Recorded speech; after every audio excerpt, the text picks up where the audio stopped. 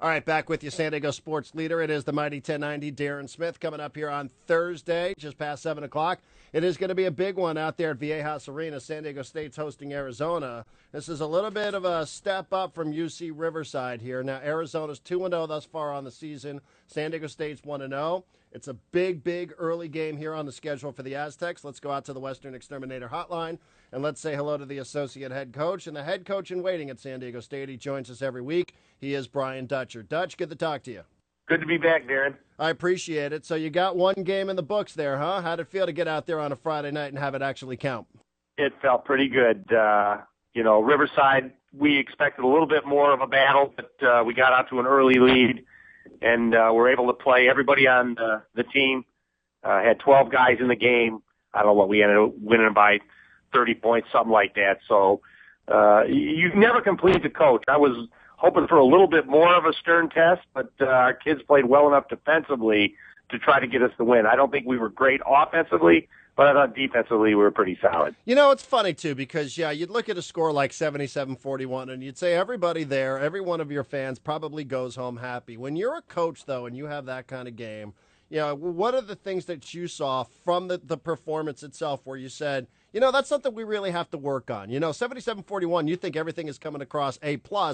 Anything from that game that you didn't like? I didn't think we functioned real well offensively. We had some stretches where it was a struggle, even though we were scoring points. We didn't get them in a fashion the way we wanted to. And so there's always room to grow, obviously. We have a lot of stuff that we just put on the board that we still have to get in. It's still really early in the season. And the problem is, Darren, when you try to put too much in, then are you good at what you already have in? So we always walk that line to make sure that what we already have in, we're running well before we start adding more stuff. Coach Fisher said afterwards, Dutch, and I didn't follow 100% what he was saying here, but he talked a little bit about some of your players finding themselves in foul trouble early and maybe foul trouble a little bit late. And Coach Fisher referenced something about a new rule, and he said, listen, our guys got to get this through their heads here. I'm paraphrasing. He said, this new rule, it's going to be enforced. It's going to be called a lot, so they can't complain about it. I have no clue what he's talking about. What new rule is it that Coach Fisher is referencing? The NCAA and the officials are trying to get a little bit more scoring in the game. And they think defensively that the defensive players are putting their hands on the offense too much. If a guy drives, you put two hands on him, you arm bar a little bit. And so they're trying to take some of that contact away from the game up top. So you can't be as physical with your defense. You can't chuck cutters. You can't hit them as they come across the lane. So they're trying to make it a little less physical. And so right now, early in the season, they're calling all sorts of touch fouls. Anytime you put your hands on another player, they're calling it. So we have to adjust to that. I think as the season goes on, my thought is it'll get loosened up a little bit. They won't call as much. But right now, to make a point of emphasis, they're calling almost everything where there's contact. Now, this is only your first game in the books here, but you guys have had, who knows, upwards of 30 or 40 different practices here. So is this something that was a point of emphasis for you guys? I mean, like you said, it might go away as the season goes on here. So how much attention did you pay to this during the preseason and during all the preseason practices? We worked pretty hard on keeping our hands off, defending with just our feet, and not putting hands on the offense and trying to cut angles with our feet. And then the other rule change, Darren, is they're not going to call as many charging fouls. They say if you're the secondary defender, if you come over from a help side position, if you're not 100% there, like 10 seconds before the guy gets there and runs you over, they're going to call that a block. So we always tease Tim Shelton. We say you couldn't have played in this era, which is only about 2 years removed from when he did play. So they're supposedly taking a lot of the charges away that used to be called. I think that's to our benefit because we have a lot of guys who attack to the basket and aggressively and sometimes would run players over. But if they're going to call it a little more liberal on block charge, I think it will help us. 10 seconds? Literally 10 seconds? Or are you exaggerating a little bit on that? I'm telling you, the one official we talked to in one of our scrimmages, you almost got to be standing there for a minute to get this call. Wow. So they don't want, once you're airborne, they don't want that guy sliding over at that point under you ever. So he's got to really be there ahead of time with his feet set in order to get that charge call, according to the officials. So like anything else there, we'll see if if it happens on game day consistently. We're talking to Brian Dutcher, associate head coach and the head coach at Waiting, San Diego State and Arizona, coming up Thursday night right here on the Mighty 1090. Last thing from the Riverside game, you guys are up 38-13 at the half. What do you say to your team at the half? Good defense. Well, we told them the best thing they did was defend the free throw, which you can't do, obviously, but Riverside was 0 for 7 from the foul line, so we really told them they did a great job on their free throw defense. Yeah, way to go. That's the way you coach them, right? Absolutely. So, no, they were good. They paid attention. This is a good group. You know, they want to get better. They know they're not where we want to be or where they want to be, and they will get severely tested on Thursday against the number 5 team in the country. 6 guys played double-digit minutes off the bench here. I kind of felt like that was what the game was about. The 2 games that you played thus far, one that counted, one that did not, is trying to set your rotation. Do you have a good feel for your rotation, your bench rotation, and who your reserves are going to be? You know what? I don't think we have it yet. I think we're still trying to decide who fills what role and who deserves what minutes. And Coach Fisher has, had a history of not playing a deep bench. Maybe 8 guys get some minutes and the 9th guy gets a few. But right now we're playing 11 guys. And so you better keep working hard, showing it in practice, showing it on the floor when you're out there in order to keep your minutes. Because, like I said, Coach has a history of not playing that many players.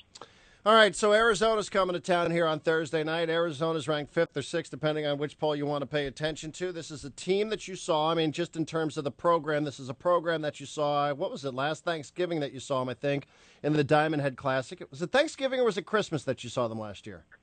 It's one of those holidays. Yeah. I think it was Christmas. Okay, maybe it was Christmas. And it was a close game, 68-67. It came down to the final couple seconds, a block shot at the buzzer. How different? How many similarities does this team have to last year's team? They've got a lot of returning players. Obviously, they've got 3 starters back, and then they have a new point guard that sat out last year as a transfer, T.J. McConnell, who does a good job. He's a little bit more of a distributor, true point guard than what they had in the past. So I think he's definitely a plus for them. And then they have McDonald's All-American Aaron Gordon, and who's a tremendous player. So, based on tape that I've seen so far, I think they've got a chance to be better this year than they did last year. And I think it's the maturity of the guys that have been in the program. It's the new pieces they've added that seem to fit really well. And so I think we're going to get a chance to really see what we're all about on Thursday night. Is there still a sense, Coach? I mean, maybe this is just old news now, but is there still a sense here that with Arizona coming to town, here comes one of the big boys. Here comes one of those programs that has a great resume, national championship. We all know the history of the program there and what Arizona basketball's been about. Is there still that sort of David and Goliath feel for you as the associate head coach of the Aztecs?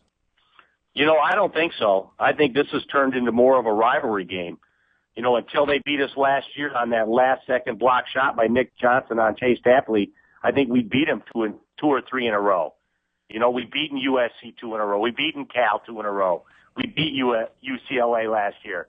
So the Pac-12, we looked more as a rivalry game instead of a David and Goliath. We think that what we've got on our resume against the Pac-12 over the last 2 or 3 years is we'll stand that up to anybody. So we look at it as a rivalry more than a David and Goliath. Right. So you look in there. I mean, you expect, your team's going to take the court expecting to win the game. Absolutely. Being on our home court, we are expecting to win. You brought up Aaron Gordon, who's a freshman there playing at Arizona, and it strikes me too. And just in college basketball as a whole, and we'll see a lot of this tonight with Duke and Kentucky and Michigan State and all these great matchups. But it strikes me too. I mean, the freshmen that are playing in this sport, I think 9 of the 50 on the Wooden list, 9 are freshmen here. And now you guys obviously a little a thing or two about freshmen going back to the days with the Fab Five here. But freshmen, man, they come in here, they expect to play, right? I mean, there is no more learning curve here for freshman basketball players. No, because it's a race to the NBA. I mean, most of these freshmen that are ranked everyone's talking about one and done. And so, I've never been a big proponent of preseason awards or polls. I mean, prove it on the floor. I mean, I'm not saying that these freshmen aren't good players, but to put them as preseason All-Americans without ever having them seen a game in college, I think that's kind of ridiculous. But that's what sells the media. People like to look at those lists. They like to look at those polls. But when the season's over, that will all shake out for itself. Those deserving will get awards, and those that don't play up to their potential will be left off. It is 1 versus 2 tonight. It is 4 versus 5 tonight. You know, there's this 24-hour tip-off marathon going on ESPN. It feels different to me, college basketball, than college football does. If one were playing 2 in college football, everybody would stop what they were doing and talk about it. Inside of your own industry, I mean, is this a big night for college basketball to have 1 versus 2 and 4 versus 5? I think it's a fun night to watch. Okay. But in the overall picture, if one lost to 2 in football, they might not have a chance to win the national championship at the end of the season. Whereas in basketball, we all know that if you're in the top 68 teams, you're going to the tournament and you're going to have a chance to win it. So it's all good right now to watch basketball, to enjoy the sport, but it will have nothing to do with who the national champion is at the end of the season in March. Well, Coach, good luck coming up on Thursday night. It's a really, really good early season test. I would guess that it probably helps you that they've played 2 games, right? That gives you a little bit more tape on Arizona than maybe if they had just played the 1 game that they played last Friday night. So that probably helps you going into Thursday, no? Absolutely. We have a good feel for the Cats. We have their exhibition game that was televised also. So we have 3 televised games that we're able to show our team, discern what they're running, and hopefully prepare ourselves to stop it. Good luck on Thursday night, Coach. Thank you very much for the time. We'll talk to you next week.